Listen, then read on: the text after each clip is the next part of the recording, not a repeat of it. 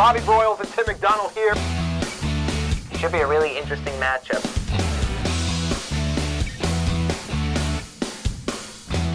Buckle up. If you're not watching, you got some problems. Week 9 is already here. Great to see you, everyone. I'm Bobby Broyles alongside Tim McDonald with This Week in CA Football presented by Geico. Appreciate the patience. Even though we're a day later than normal, there's a whole lot to talk about, Tim. Still plenty to talk about. Don't you worry about that. I'll take the patience any day. Stony Brook remains unbeaten in league play. Now 4-0, tied with James Madison atop the leaderboard. Seawolves once again helped decide the outcome of a game by the strength of the rush offense, and the strength of the rush defense held Delaware to 101 yards rushing. The defense had 5 forced fumbles, 5 sacks. John Haggard played like a man among boys. National Defensive Player of the Week, CA Football Defensive Player of the Week. 3 forced fumbles, 11 tackles, career high, 5.5 tackles for loss in that win. Maine, 4th straight win, beats Rhode Island in Kingston in a game that was a little bit more of a shootout than we expected. 5 picks for that Black Bear defense. First time that's happened since 2009 for Maine. Richmond, the game that we were at for on-campus coverage, led 6-0 at halftime before scoring 29 points in the second half. UR has now won 5 straight since that loss to Stony Brook. 2 defensive scores for New Hampshire. We saw a big man score, a big man rumble at Towson for the win, and Nova bounces back at home versus UALBANY, sacking the Great Danes for an FCS single-game high this season 9 times. Wow. 24-13 victors for Villanova. All of a sudden, the Wildcats bounce back as well. But we talk about it every week. You know, this game's so important for the conference standings. But I mean, really, every game now not only impacts the teams playing, it impacts the rest of the conference moving forward for that title race. Back-to-back weekends now with just 5 games scheduled for Saturday. Our TV partners have a doubleheader featuring 4 teams that are really hungry for a win, Tim. Let's begin north when UALBANY hosts ELON on the American Sports Network at noon.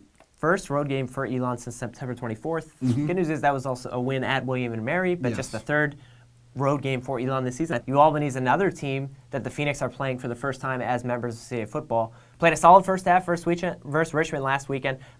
I'm guessing the Phoenix would have taken a 6-0 deficit at half. The second half just couldn't find much success on offense, couldn't find much room. 13.9 points per game right now for the Phoenix. Need to find some rhythm, especially through the air, I think, if they want to have any chance in this game.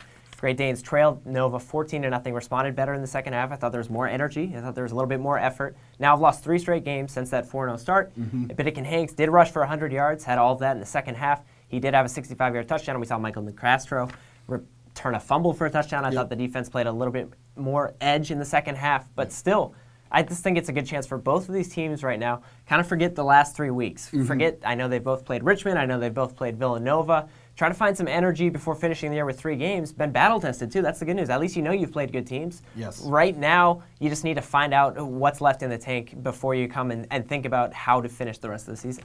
Then at 3:30, 2 rivals square off in Newark, each trying to end 5-game losing skids as Towson makes a short trip to Delaware on Comcast Sportsnet at 3:30. A lot like the game we just talked about, both of these teams have dealt with growing pains and a lot of growing pains, especially on offense. 2 Towson turnovers last week resulted in 2 touchdowns. Delaware lost 5 fumbles, and that lost to Stony Brook, and the defense for Delaware didn't actually play that bad. 10 first downs allowed, under 300 yards of offense given up. Ran out of gas in the second half, and 21 points allowed in that second half, including 2 long runs from Stacey Bedell. Tough situation for each squad because I think you could ask the coaches, they would admit it. You could ask the players, they would admit it. Didn't expect to be here at this point in the season with their records. Towson has won 2 straight in this series. Both teams, amazingly, looking for their first win since September 10th. I think you could argue Delaware offense has started to figure things out at times of games, have been close, and then all of a sudden, things turn around. And Towson, on the other hand, also at the same time, sometimes the offense looks like it's clicking and then things just falter. Need to find a way to finish and play complete across the board. I think right away, early and often in the first quarter, you'll be able to tell which team gets off the bus, shows up to the stadium, and wants to win more. Backtracking to noon in Durham, a good one shaping up between New Hampshire and Stony Brook, which could be the CA football game of the week with so much on the line. And who'd have thought? I mean, 2 completely different styles of play, 2 completely different methods of finding ways to win. Both teams have done it their own way this season. Seawolves are comfortable just grinding out games. It can be close, it can be tight, but grind it out through stingy defense and continued run attack. The Wildcats, on their hand, we've seen quick scores, and we've seen offensive balance. When Wildcats can rush the ball and pass the ball equally, they've been a good team. We know and talk all the time about Stony Brook's defense. I mean, 17.1 points allowed, just over 100 rushing yards per game. Have not allowed a touchdown, though, in the last 10 quarters, which is unheard of. But that group has been playing angry. I think it's been playing with a passion, a little bit of a chip on its shoulder. I love this group because they don't care. If the game's close and the offense not producing, don't worry. We're just going to go out and do our job. On the other hand, we've talked about New Hampshire's defense. They've been a solid point for this team moving forward. 21.1 points allowed per game. the #1 red zone defense in the CAA, 16 turnovers also forced on the year. Wow. Stacey Bedell averaging 86 yards per game, been a growing with strength, especially in the second half. How many highlights have we seen of him? Looks like a 1-yard gain, and then all of a sudden he bursts through the hole in the second half in the fourth quarter. That's one thing that Stony Brook has always done this year. It's been sticking to that run-first mentality. The balance is going to be key for New Hampshire if you want to have any chance in this one. Dalton Crossan needs to get going throughout the game, not just in the second half. Trevor Knight, I think, is going to need to make a lot of plays with his feet, especially on third down. A few big plays sprinkled in between those, I think, are going to be key. If you're Stony Brook, I think you try to hold on to the ball, sustain drives, and just keep playing like you have the last couple of weeks, which is staying and sticking to your plan. The series is split over the last 2 years with the home team winning. Remember, 2 years ago, New Hampshire beat Stony Brook at home. Last year, Stony Brook convincingly defeated New Hampshire at home. I think ultimately this could be a huge game for the entire conference, especially in regards to which teams are still up for the title race. At 3:30, it's homecoming in Harrisonburg as the Dukes come off the bye week and welcome Rhode Island to town. You can catch this one on CA.TV. Seemed like that New Hampshire, was that just me? It seems like it was like 4 weeks ago. It's It's just interesting. You have to imagine the bye week in the middle of the season is perfect timing for the Dukes. Yes. Interested to see two things. One, how does Rhode Island handle being in a tight game last week versus Maine, a good Maine team as we're finding out, playing more complete on offense. Remember, it was only a 7-point game. A pass was batted down in the end zone as time expired. And now how JMU handles that time off, especially the way, not to put things on the defense, but especially the way how that second half ended in that New Hampshire win. You still get the win, but I want to see if JMU went into the bye week and forgot about it or is still thinking about it. Does RHODE carry that momentum into the weekend? From the main game, does JMU have the ability to appreciate the win and move forward? Right now, Jordan Visano tossed for 347 yards and 2 touchdowns last week, but he did throw those 5 picks. At least for the time being, he seems to be the answer right now for RHODE under center.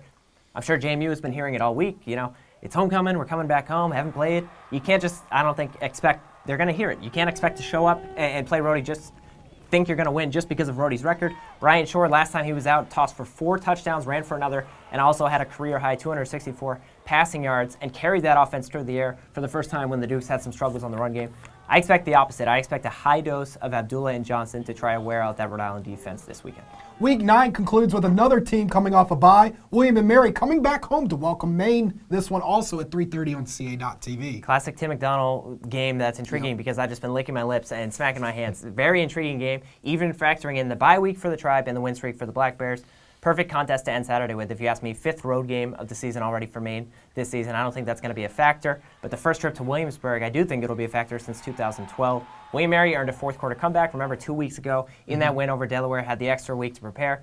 The last 3 games, Kendall Anderson has been a different beast. Averaged 144 rushing yards and been a spark on offense. Over the last 3 games as well, I think Cluey has slowly and surely done a little bit better job taking care of the ball. Didn't have a touchdown, didn't have a pick, but he threw for 204 passing yards and had a big rushing touchdown in that 4th quarter win. In a strange way, it's interesting. Both teams know what's in front of them right now. They know that Maine has 3 losses, William & Mary has 4 losses, but each team knows there's also not much room for error if you want to start talking about potential to win out. Both teams know they have to get the job done, and you really can't afford to lose another game. Key for me is the Tribe defense, pass defense, I should say, ranks 4th in the FCS right now, 154.1 yards per game. Dan Collins and Maine have been able to hit teams with big plays through the air, especially as of late. I know they struggled a little bit more last week, but still, that only sets up the run game for Maine. I think the fact that Maine hasn't played here in so long and William & Mary's been on that bye week, that's why this game for me, outside of the New Hampshire Stony Brook one, is an interesting game just to see which teams show up and get a win. Some stars in this one to look for. Wide receivers for Maine, Micah Wright and Devontae Dedman for William & Mary, guys that can really hit the downtown ball and change the outcome of the game. CAFootball.com has links to watch the live streams and live stats from Week 9 games. Also, CAFootball.com will have television clearance information for both games. Now over to our on-campus series. Tell us about it. How was ELON Great trip last to weekend ELON. with Mike? Went to Skids with Mike, got bacon and eggs. I think Mike got country ham. But outside of that, also did manage to talk with Rich Skrosky, talked with a couple of Phoenix players. I'm not going to give away too much, but again, on a broad program that ELON University has its students, but now is starting to incorporate it with their student athletes. I think it's something that's really special, and not a lot of Division I football teams are letting their players go abroad. But ELON, it sounds like it's going to be something moving forward, so I'll let you kind of tease it ahead, but I know we're excited to produce. It feels like we haven't had an on-campus feature in a while, too. It was worth the wait, wasn't it? Yes, it was. Skids and everything. Yep. The latest Going Deep feature on the Phoenix premieres next Thursday on CAFootball.com and on our social media accounts. Enjoy Week 9, everyone.